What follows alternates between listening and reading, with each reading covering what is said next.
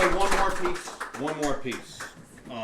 If you need to go, that's okay. I know you had to go early. Are you playing Tuesday?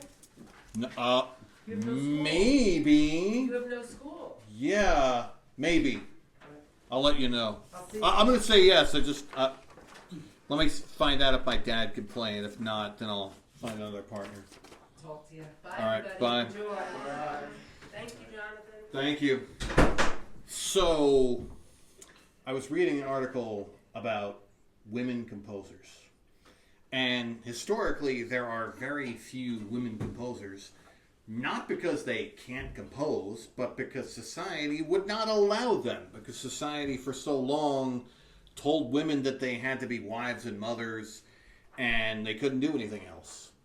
And in fact, both Mozart and Mendelssohn, who were child prodigies, had older sisters who were better than them as composers. And they did what society told them. When they became adults, they became wives, and they were not really permitted to compose, which is really a tragedy. And luckily, in the 20th and 21st centuries, we've allowed women to become composers. So I was reading this article, and it mentioned this Australian composer named Sally Whitwell, who I had never heard of. And it sounded interesting, and so I went on YouTube and I looked up some music by her, and I found this piece, which is called Candle Fire. And I really liked it, and I thought, okay, I'm going to try to learn it. So I tried to find the music. So, Candle Fire, Sally Whitwell, and I can't find it. And as some of you know, I don't like to take no for an answer. So I emailed Sally Whitwell, and she wrote back to me. And she said, I understand your confusion, because it was her performance of this piece, because she is a pianist, but she did not compose it. It was composed by a well-known film composer named Michael Nyman, who she knows. Michael Nyman is best known for his soundtrack of the 1993 movie The Piano. This piece is from a Japanese animated movie from 1995 about the Diary of Anne Frank. So it's only in the year 2025 that I, an American teacher and pianist, can find, from a YouTube search about a woman composer, a 1995 Japanese animated movie about World War II. So here is Candle Fire.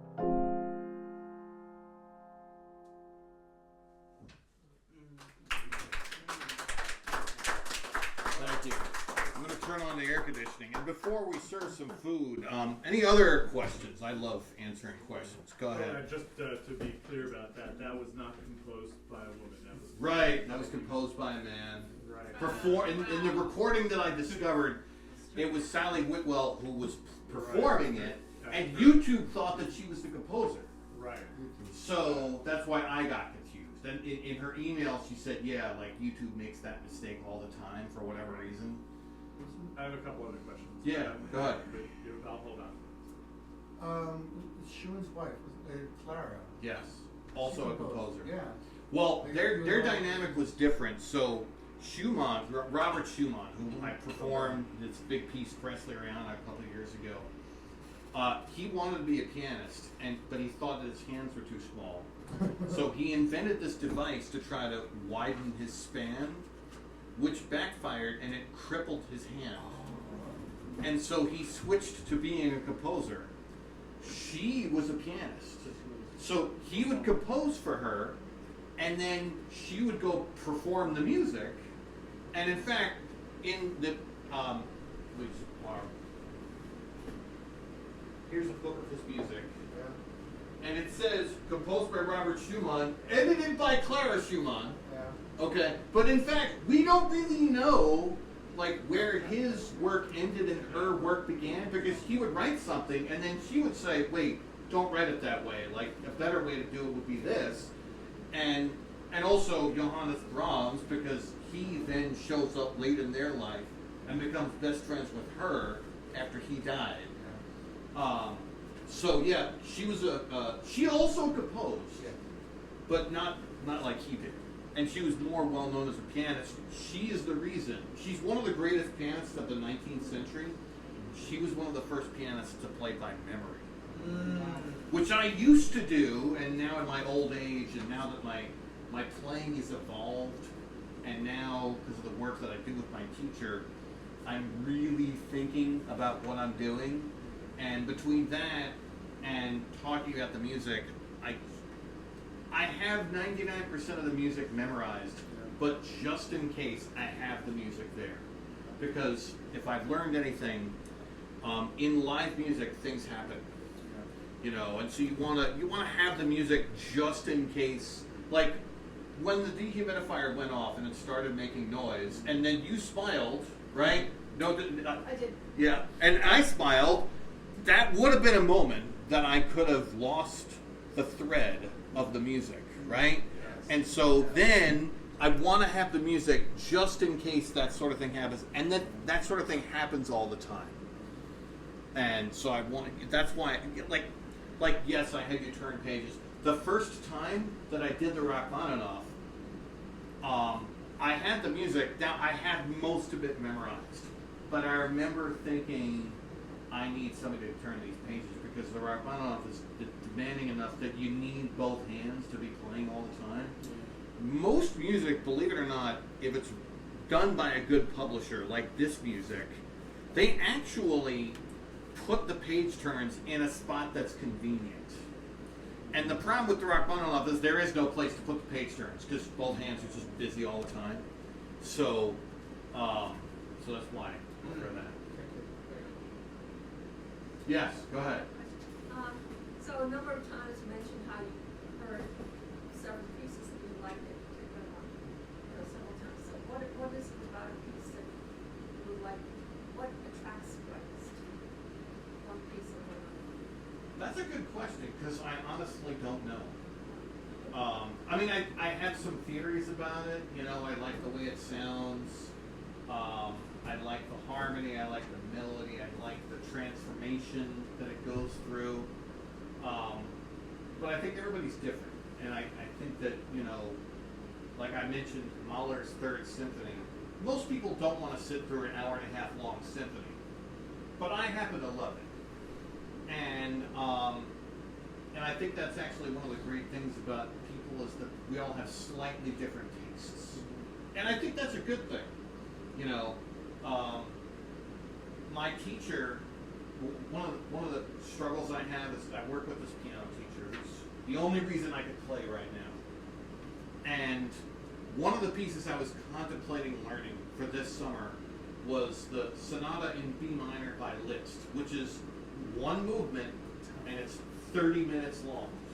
And I remember asking teenagers last summer, like, do you think you could sit through this? And they all said yes, but I think they were wrong. And so I was contemplating learning it, and then I talked to her about it. She's like, don't learn that, Jonathan. I hate that piece. So I didn't. And then another composer who I really like is Scriabin, who actually was friends with Rachmaninoff. They were in school together. She hates Scriabin. So no Scriabin on the concert. And also, just so you know, I love this music. She doesn't.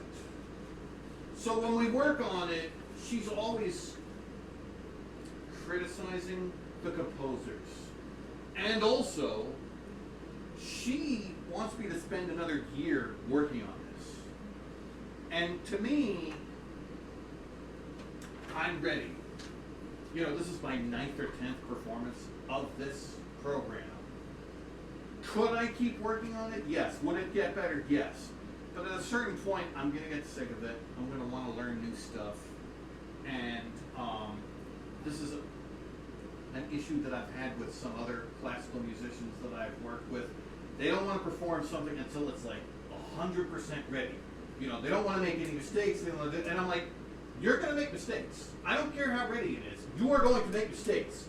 And they're afraid to perform until it's like 100% ready. And I have lower standards, and I'm okay performing it if it's at like 98%. And you know what my teacher said, and I'm not kidding. She goes, Jonathan, I've never heard you play something at 98%.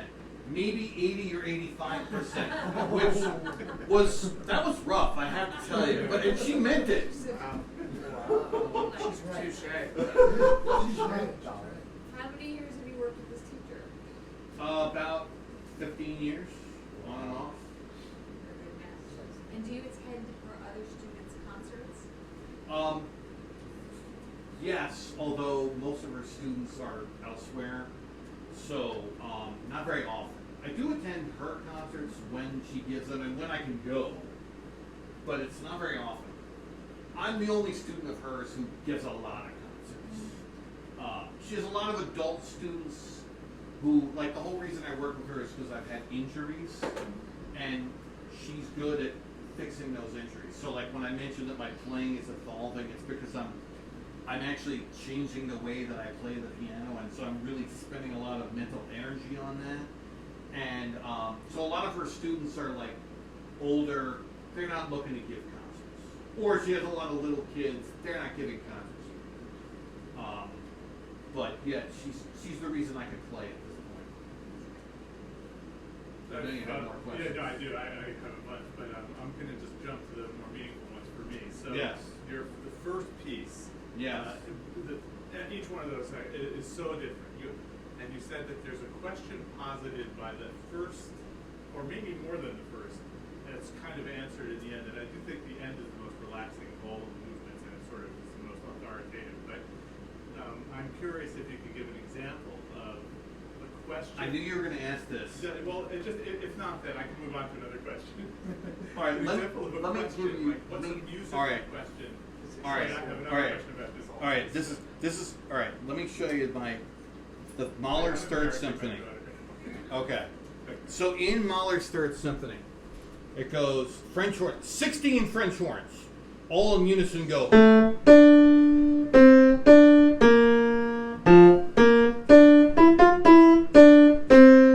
Okay, and then finally.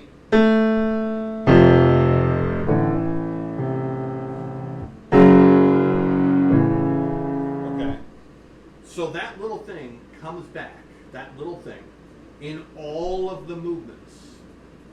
But what Beethoven would have done is he would have like worked with it and changed it, and Mahler doesn't do that. He sort of changes the orchestration, puts it at different tempos, but he doesn't like say, what is this? And to me, that's a failure. Let me give you another one. So the Brahms First Piano Concerto, which it's in D minor, and the first D minor chord is not heard until like 6 minutes into the piece, because it has this really weird intro.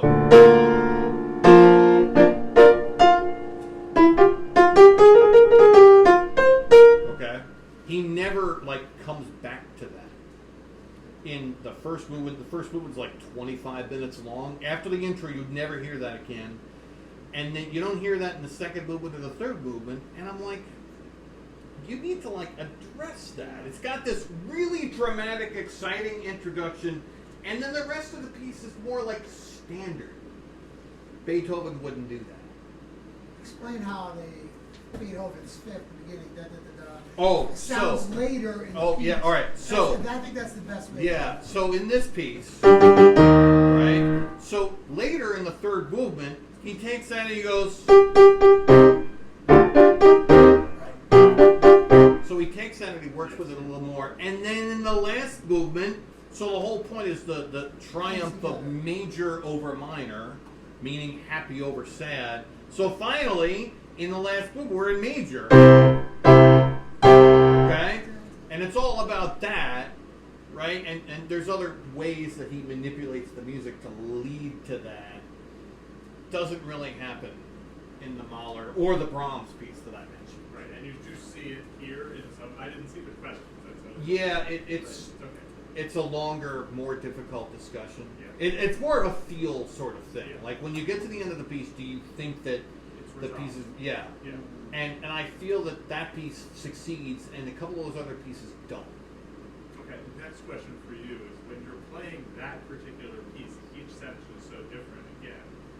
Do you have visual images going through your mind of what you're playing? As in the audience, I found like it's highly visual, almost to the point of like I could pick, let me not say more than that. It's highly visual. Yeah. And for each one of the movements, and so I'm wondering, and then actually a bunch of the other ones were also pretty visual for me, and I haven't used any drugs today, so I'm thinking that it maybe that's one of the things about modern classical over traditional classical is that it addresses like real life Yeah. issues, and they're more visual things rather than classical, which is just. Can I admit that? So my teacher wants me to have visuals in my head while I play. She even wants me to have a story, like an actual story, and be thinking of that story while I'm playing, and I don't. I have the music in my head, and I have this weird black and white pattern in my head that tells me in my brain what the music is, but I'm not thinking of a story. I'm not thinking of visuals. Yeah. I know that the music. I try to sort of let the music say the visuals itself, which I think it does. I think so. And I really like this program because, like, especially in the Bortkovich pieces, I can show you, like, oh, that's the princess struggling to sleep, and that sort of shows the picture itself. But I'm not thinking of that while I play it. And I actually want to try doing that more. My teacher definitely wants me to do that, and I have failed thus far in that endeavor. And she will not let me live that down, at least not yet. It's a cognitive trick. It is, yeah. And I I'm already expending a lot of brain power on the music, on telling about, talking about the music, which I used to not do. I used to just type extensive program notes. And I'm thinking about, like, the air conditioner, the dehumidifier. I moved the computer from there to here, because a couple times, like, I had these microphones and a long cord that would attach to the computer, and people would accidentally unplug the cord. And so that would ruin the recording. And so it's too much on my mind. Before I answer any other questions, can I get anybody some water? I have a chilled bottle of wine in case anybody would like some wine. Yes. I love last. So I had to leave. That's okay. Hold on, John. Thank you again. Thank you, Jonathan.